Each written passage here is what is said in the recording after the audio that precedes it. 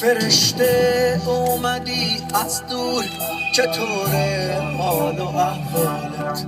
یکم تن خسته راهی، غباره رو پر و بالت.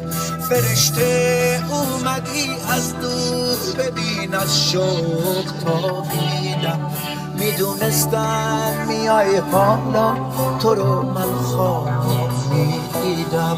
چه خوبه اومدی پیشم، تو هستی این یه تسکینه. چقدر آرامشت خوبه، چقدر حرفات شیرینه.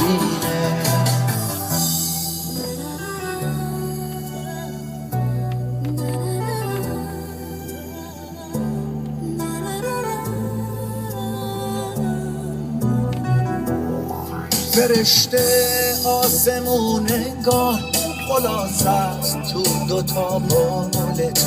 تو میگی آخرش یک شب میان از ما دنبالت. میان میری نمیمونی، تو مال آسمونایی. زمین جای قشنگی نیست برای تو که زیبایی. تو میری آره میدونم، نمیگم که بمون پیشم، ولی تا لحظه رفتن یه عالم عاشقت میشم. تو میری آره میدونم، نمیگم که بمون پیشم، ولی تا لحظه رفتن یه عالم عاشقت میشم.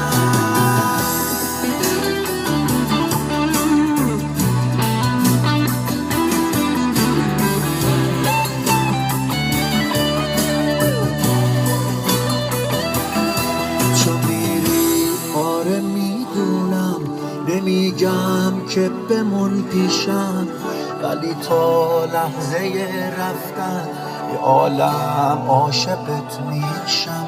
تو میری آره میدونم، نمیگم که بمون پیشم، ولی تا لحظه رفتن یه عالم عاشقت میشم. تو میری آره میدونم، نمیگم که بمون پیشم، ولی تا لحظه رفتن یه عالم عاشقت میشم. تو میری آره میدونم، نمیگم که بمون پیشم، ولی تا لحظه رفتن یه عالم عاشقت میشم.